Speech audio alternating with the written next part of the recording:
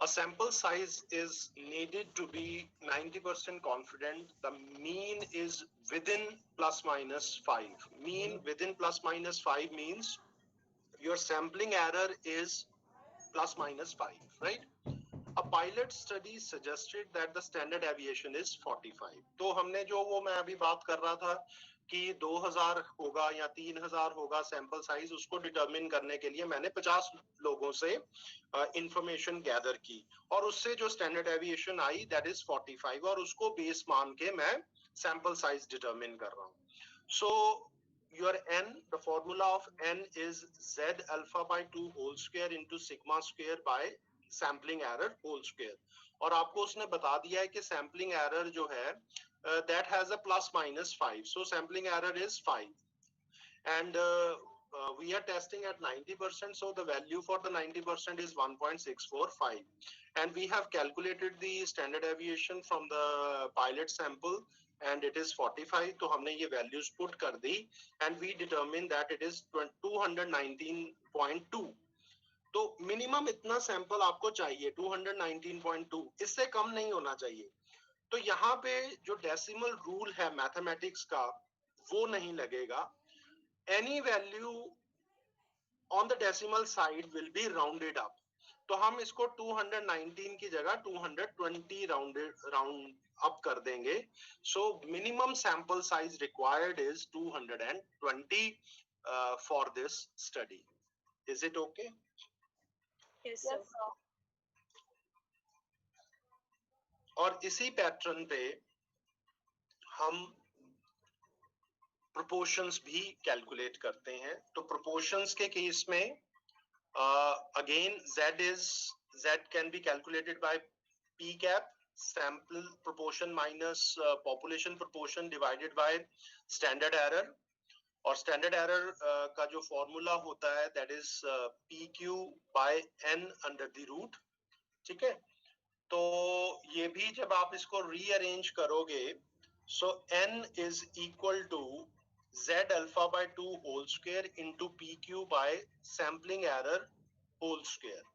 और यहाँ पे एक चीज का ध्यान रखना, if p is given then it's okay, but if p is not given then we take p is equal to 0.5, q is equal to 0.5. तो हम ऑटोमेटिकली p की वैल्यू को 0.5 ही assume कर लेते हैं. अगर तो given है then it's okay, but if it is not given then we assume it is 0.5. Fine. तो अब इस फॉर्मूला को हम अप्लाई करते हैं. What sample size is needed to estimate p with 90% confidence and a width of 0.03? Width का मतलब है कि दो चीजों का gap. This is 0.03, width is this. तो अगर उसका सैम्पलिंग एरर निकालना है तो विड्थ डिवाइडेड बाय 2 करना पड़ेगा, क्योंकि आप जब इसको कर्व फॉर्म में लेके जाओगे तो ये दोनों साइड करता है. बट सैम्पलिंग एरर जो है that is p minus p cap या small p minus capital P इसको लेता है. तो यहाँ पे आप ध्यान रखना, दिमाग में रखना कि width divided by 2 is sampling error. So sampling error अगर दी हुई है इट्स ओके, बट अगर विड्थ वर्ड है then it is divided by 2 because both the tails are involved, so that's why width will be divided by 2. So 0.03 divided by 2, your sampling error is 0.015. और इसको जब हम formula में put करेंगे, sorry यहाँ पे ये इसको चेंज कर लेना. Your formula is n z alpha by 2 whole square pq by sampling error whole square. ये होगा फॉर्मूला, ये गलत प्रिंट हुआ है. सो दिस विल बी, ये भी स्क्वायर नहीं होगा. So this is 1.645 whole square 0.5 into 0.5 divided by sampling error 0.015 whole square, और ये वैल्यू आपकी आ जाएगी 3006.69 और राउंड अप करके 3007. So you need a sample size of 3007 for the estimation. Is it okay? Yes, sir. तो ये कॉन्सेप्ट आपका complete है। यहाँ पे हम इसको estimation with mean, with proportions, known standard deviation, unknown standard deviation, और कई बार हमें sampling size भी calculate करना पड़ता है.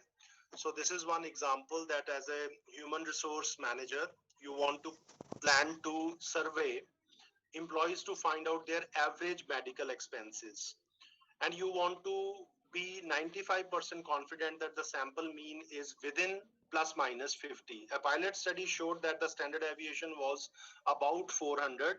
What sample size do you use? तो हम क्या करेंगे इसमें मीन वाला स्टैंडर्ड डेविएशन वाला फॉर्मूला यूज होगा. सो n is z alpha by 2 whole square into sigma square by sampling error whole square. तो जो वैल्यूज दी हुई हैं हमने पुट कर दी, आंसर आ गया 245.86, rounded up and it is 246. अब इसके बाद एक छोटा सा कॉन्सेप्ट और है, and that concept is having a background.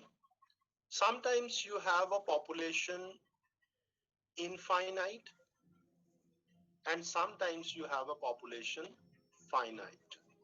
तो अभी तक हमने जितने भी फॉर्मूले डिस्कस किए हैं, those we have assumed that the population is infinite.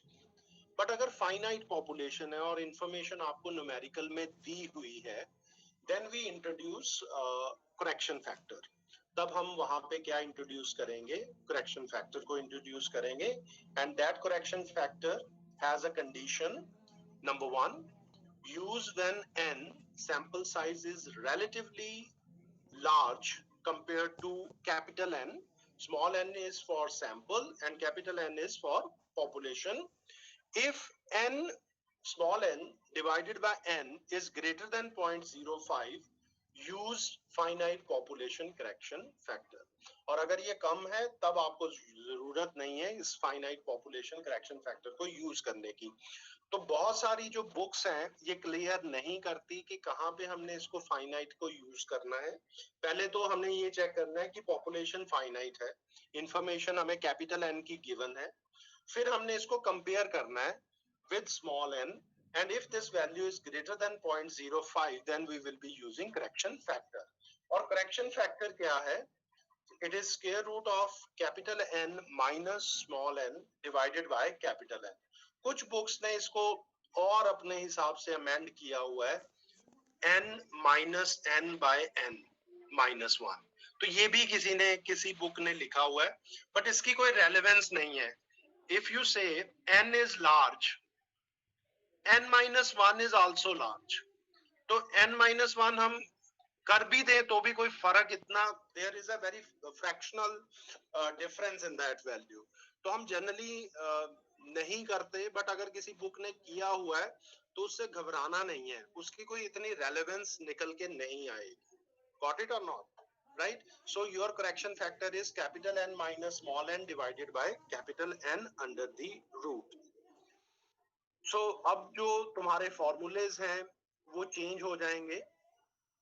इसको अगर हम फॉर्मूले को अगर 95% कॉन्फिडेंस इंटरवल को लिखेंगे दोबारा से, so this will be mean plus minus z alpha by 2 into standard error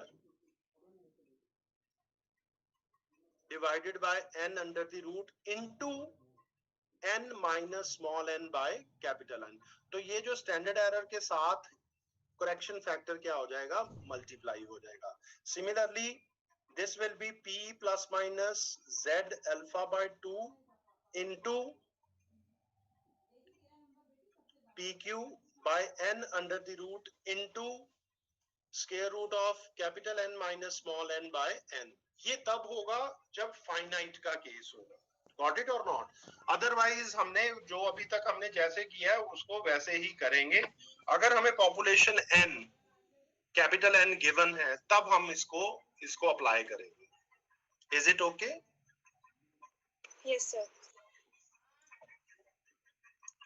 अब इसका एक न्यूमेरिकल तुम्हारी रेफरेंस के लिए, you want to estimate population mean mu, where mean is 115, standard deviation is 18, Capital N is 700 and small n is 60.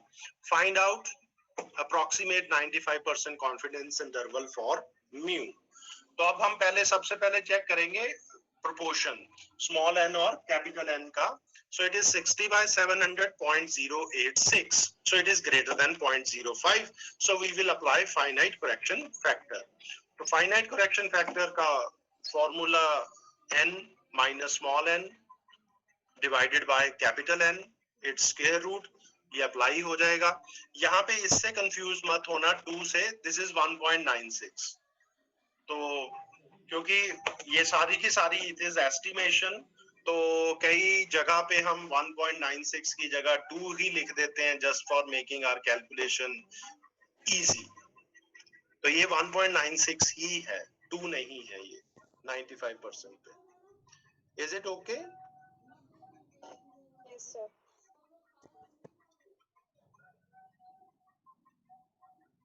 So this is all about how we understand estimation that we have discussed. Point estimation, interval estimation we talked about. Under interval estimation we talked about mean and proportions, and then we had a formula for sample, determine the sample size, and then we talked about finite population correction factor. यहाँ तक किसी को किसी तरह का कोई doubt है तो यू कैन आस्क.